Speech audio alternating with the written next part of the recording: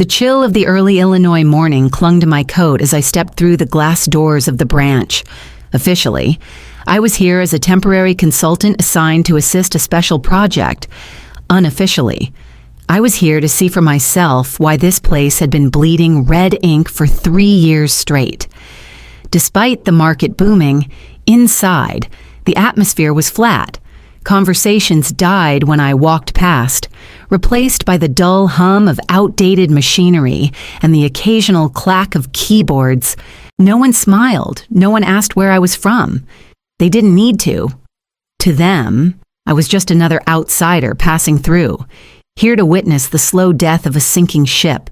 Richard Kane, the branch director, didn't bother to stand when I entered his office. He barely glanced up from his computer before gesturing toward a chair. "We've done all we can," he said, his voice carrying the finality of a closed door. "This branch is beyond saving. Your time might be better spent somewhere else." I smiled politely, masking the quiet spark of curiosity his dismissal had lit. "I'll reserve judgment until I've reviewed the numbers," I replied, opening my notebook. Later, at my assigned desk, I pulled up the reports. The losses were staggering on paper, but they didn't make sense. Market share in the region was steady. Competitors weren't gaining significant ground. By all logic, sales should have been strong. And yet, page after page, the data told a different story, one that didn't match the market trends I'd studied in detail before coming here. As I scrolled through the files, I felt eyes on me, looking up. I caught the gaze of a young man near the back of the office, a junior employee by the look of him. He hesitated, opened his mouth as if to say something, then quickly turned back to his monitor. A shadow fell across my desk. Richard Kane stood there, a file in hand. "Make yourself useful and review these," he said, his tone sharp. The junior employee kept his head down. I kept my expression neutral, but the exchange told me everything someone here knew more than they dared to say. The next morning, I settled into the small cubicle they'd assigned me, determined to get past the surface. If the numbers didn't make sense, it meant they were either wrong or made to look wrong. I started with distributor reports, one by one. I compared invoices from our top partners with the branch's official sales logs. The gap was immediate and glaring. Distributors were ordering and paying for significantly more stock than what was reflected in our revenue statements. Supermarket chains showed the same pattern-strong orders, healthy sell-through. But somehow the money had evaporated between their ledgers and ours. When I brought up the discrepancies to Richard, he didn't flinch. "Operating costs," he said smoothly, "and damaged inventory, it's the cost of doing business."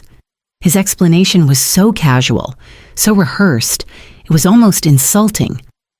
I thanked him for the clarification, as if I were satisfied, and left his office with my suspicions confirmed. I decided to dig deeper where most people wouldn't bother looking, buried folders on the controller's computer. Late in the afternoon, while the office was quiet and the controller was at a meeting, I accessed his shared drive. It was a mess of files with vague names, but one folder stood out labeled simply QTR Review inside. I found a spreadsheet unlike any of the official reports. The numbers were staggering actual profits, unfiltered and fully reconciled against distributor payments. This was the truth, raw and undeniable. I copied the file onto a secure drive, my pulse steady but quickening. An hour later, I went back to check for supporting documents, but the folder was gone. In its place was a new file with the same name, showing massive quarterly losses. The timestamp told the story it had been replaced just minutes after I'd copied the original. Someone was watching the files as closely as I was. I closed the drive, locked my screen, and leaned back, my mind already moving to the next step. If they were erasing evidence this quickly, it meant the manipulation wasn't sloppy, it was controlled. And control like that didn't come from just one person. The office was nearly empty when I shut down my computer that evening. The hum of the fluorescent lights filled the silence as I gathered my notes. That's when I heard the soft click of heels behind me. "Bella," a voice said, low and careful. I turned to see a woman in her mid-30s, sharp-eyed but with a wariness that told me she chose her words deliberately. "I'm Lena Cruz," she introduced herself. "Head of Internal Controls. Can we talk somewhere private?" We stepped into an unused conference room. She didn't waste time. "I know you've seen the discrepancies," she said. "And before you ask, yes, I've been tracking them too." From her bag, she pulled a slim folder, its contents neatly organized invoices, shipping manifests, payment receipts, all originals. "I've been saving copies like these for months," she continued. "But if I escalate without airtight proof, Richard will make sure I'm gone by the end of the week." Her voice was steady, but her grip on the folder tightened. I asked why no one else had stepped in. She gave a bitter laugh. "Richard has a network. Supervisors, department heads, even people in accounting they owe him favors, or he's holding something over them. Anyone who challenges him gets transferred to nowhere departments or fired outright. People here have mortgages, families. They don't risk it." She paused, glancing toward the door before leaning closer. "And I think someone on the board knows the buried complaints, the way certain audit requests disappear. It's too clean to be just a local cover-up." Her words clicked into place with what I'd seen. This wasn't just Richard protecting himself, this was a system, insulated from the top down. Lena slid the folder toward me. "I can keep feeding you originals, but we can't move too fast or he'll smell it.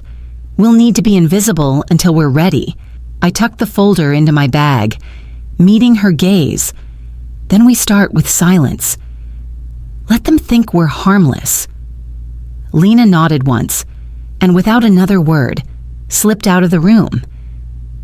I stayed behind, already mapping out how two people could dismantle an entire network without anyone noticing until it was too late.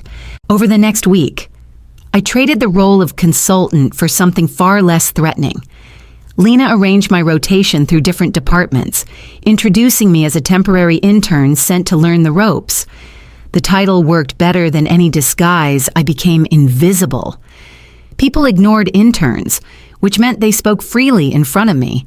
I spent mornings in inventory, afternoons in logistics, even a few days shadowing the procurement team. Most of what I saw confirmed what Lena and I already suspected: inflated expenses, questionable vendors, and an operations chain riddled with gaps that didn't exist by accident. One afternoon, during a procurement meeting, Richard strolled in unannounced. He spotted me reviewing a stack of supplier invoices and smirked. "You're just an intern," he said, loud enough for the room to hear. "Stand aside and let the professionals handle it." The laughter from his loyalists was quick and sharp, meant to sting. I forced a polite smile and moved away from the table, slipping a few copies of the contracts into my folder as I did. Later, at my desk, I read them in detail. One supplier caught my attention immediately: Axton Supply Group. The name wasn't on any national vendor list, and their rates were nearly double the industry average for standard materials. A quick public records search confirmed my suspicion Axton was registered to a residential address in another state, owned by none other than Gregory Kane, Richard's cousin. The contract was airtight on paper, with signatures from both procurement and Richard himself. The overcharging wasn't subtle. It was bold, daring anyone to challenge it. This was the kind of evidence that could cripple him if we paired it with proof of the kickbacks that almost certainly followed. I encrypted the files and added them to our growing archive. Every piece brought us closer to the center of Richard's web. But the way the contracts were structured told me he'd built more than one line of defense. If we struck too soon, we'd cut only one thread while the rest of the net stayed intact. I needed to see the whole weave before I pulled. By the end of the second week, picture was becoming clear. In Lena's cramped office, with the blinds drawn and the door locked, we spread out everything we had photocopied: invoices, procurement contracts, payment logs, and internal memos. The patterns were impossible to ignore. Fake invoices funneled money to phantom vendors. In-house contracts like the one with Axton Supply were inflated beyond reason. And tucked into payroll reports were performance bonuses paid to a select circle of employees, always the same names, always after large sums vanished from the books. Lena highlighted the timelines with a steady hand. Every major payout coincides with a sudden loss on the reports. She said, "They're cycling the money out and rewarding the people who help keep it buried. We decided not to keep everything in one place. I encrypted digital files and stored them in 2 separate cloud accounts under false names. Lena hid hard copies in a locked cabinet at her cousin's law office. If Richard suspected either of us, he wouldn't be able to wipe the entire trail in one move. Still, the closer we got to the core, the more I felt the shift in the air. People who'd once ignored me now glanced my way when I passed. Conversation stopped when I entered a room. The confirmation came one evening as I left the parking lot, in my rearview mirror. The same dark sedan trailed me for 6 blocks before turning off. 2 nights later, I spotted it again. Richard wasn't just suspicious, he was watching me. The next morning, Lena's voice was tight when she called.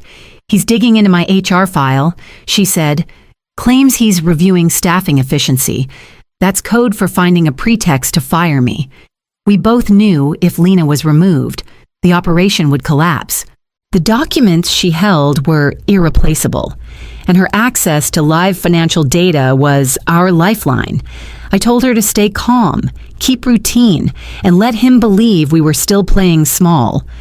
Meanwhile, I'd start preparing for the moment we'd have to move ready or not. 2 days later, I drove out to meet one of our oldest distributors, a man named Paul Hensley who'd been supplying Marquette products for over 20 years. We met in the back office of his warehouse, the air thick with the scent of cardboard and syrup concentrate. He poured 2 coffees and got straight to the point. "Your branch has been collecting an extra fee from me for almost a year now," he said. "They call it a transport surcharge. Never seen it before. No other branch charges it." I asked him for specifics. Paul pulled out his own meticulously kept records proof of every payment made, including the surcharge. The amounts were consistent, appearing on invoices in a bold typeface, as if daring anyone to question them. "And you've paid in full every time I pressed, every cent," he said firmly. "I even sent a letter to headquarters 6 months ago asking if it was a new policy. Never got an answer." Then, 2 weeks later, I got a call from Richard Kane himself, telling me to leave it alone if I wanted to keep doing business here. That last part hit harder than I let on. If Paul's complaint had reached corporate and vanished without a trace, then someone far above Richard's pay grade had buried it. This wasn't just a local scam, it had protection at a higher level. Paul slid a copy of his letter across the table. "You look like someone who might actually do something about this. Just be careful. Guys like him don't play fair." I left the warehouse with the letter tucked safely in my bag, my mind already racing. Richard's scheme had been profitable enough to keep him confident, but the silence from HQ told me the rot spread further than this branch. By the time I reached my car, I knew what had to happen next. If I wanted to corner Richard, I couldn't just hit him from below. I'd have to pull at the threads leading upward until whoever was protecting him had nowhere left to hide. The email from corporate arrived late on a Tuesday emergency on-site meeting review of Illinois branch performance. The timing couldn't have been better. Lena and I had spent weeks gathering and safeguarding evidence, and now the board was coming to us. Richard, of course, went into overdrive from his office, I could hear the sharp commands, the clatter of binders hitting desks, the clipped phone calls to department heads.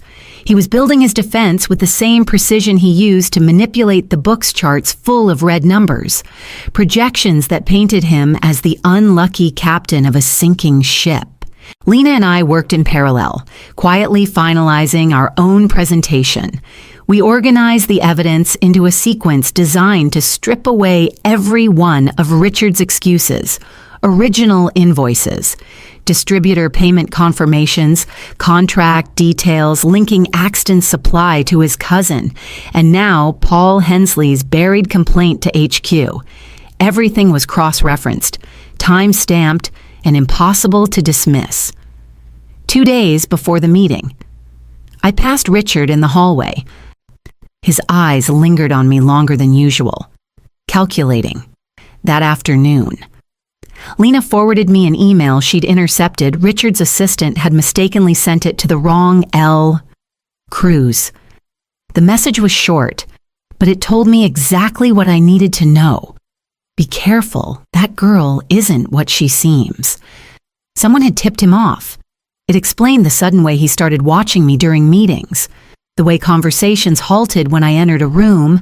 He didn't know exactly who I was, but the seed of doubt had been planted. I used it to my advantage, keeping my tone neutral, my body language relaxed, as if his scrutiny meant nothing.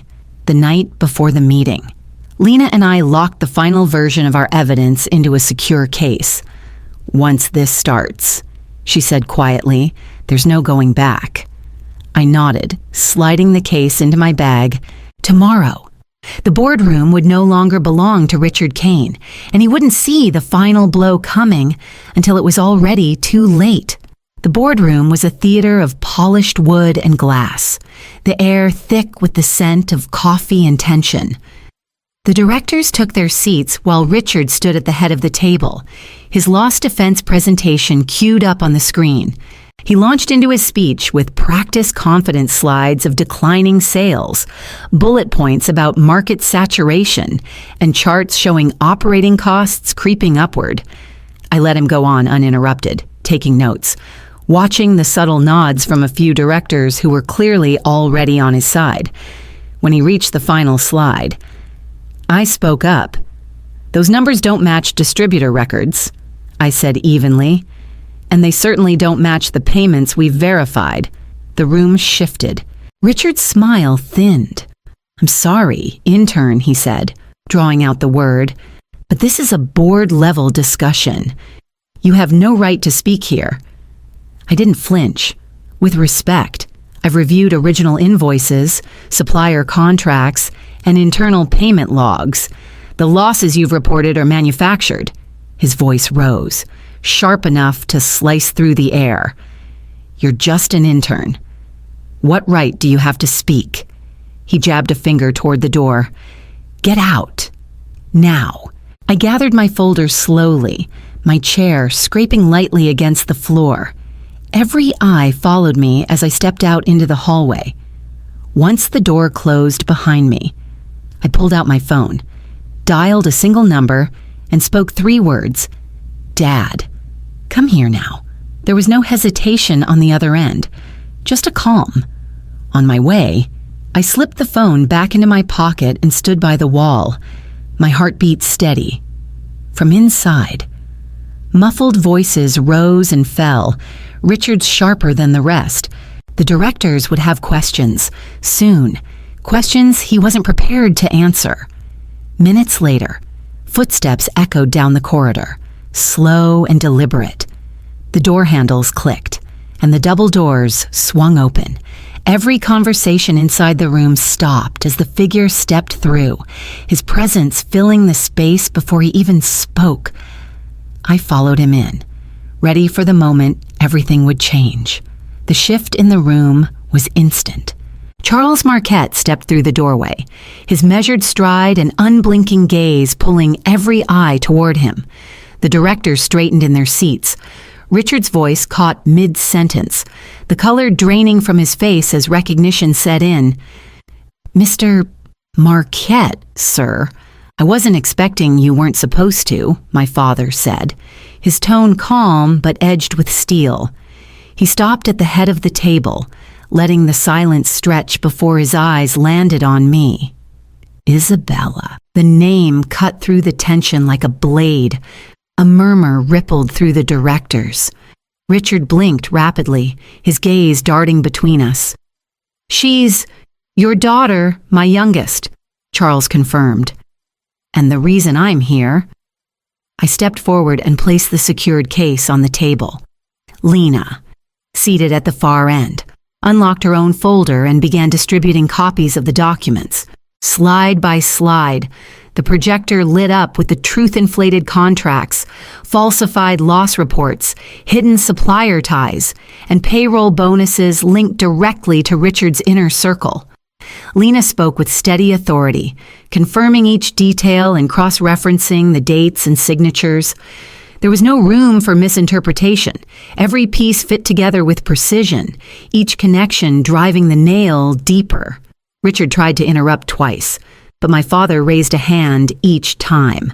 "You've had 3 years to explain these numbers," he said. "Now it's our turn." When the last document was displayed, Charles leaned against the table, scanning the faces around him.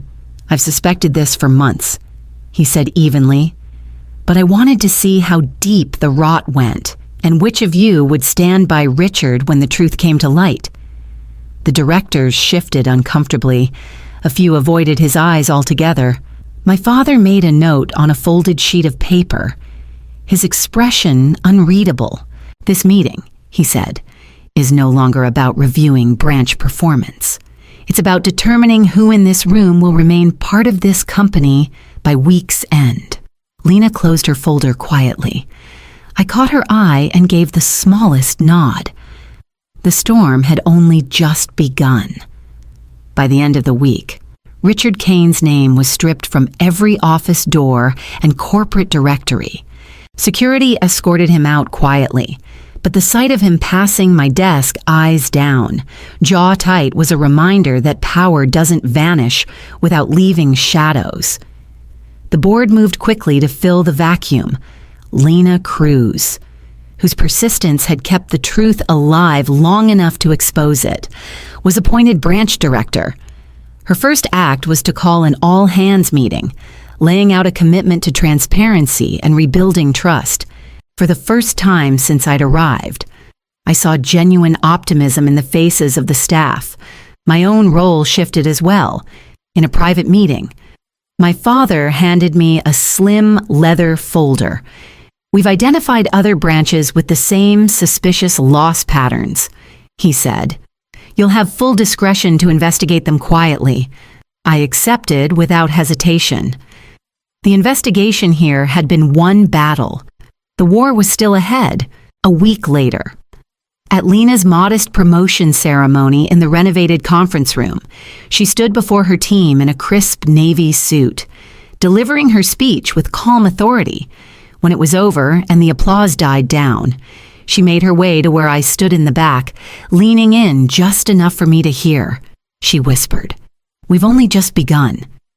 After the crowd dispersed, I opened the leather folder again, reviewing the preliminary audit data. Among the spreadsheets and summary reports was a sealed legal file marked "Confidential" for internal counsel only. I broke the seal and skimmed the first page. 4 other branches, same structure, same inflated contracts, same buried complaints.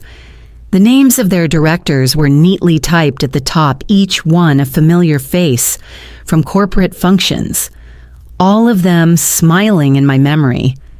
I closed the file, the weight of it solid in my hands. What happened in Illinois had set the precedent. Now, the pattern would be dismantled piece by piece. The celebration still echoed faintly in the halls, but my mind was already on the road ahead. This was far from over.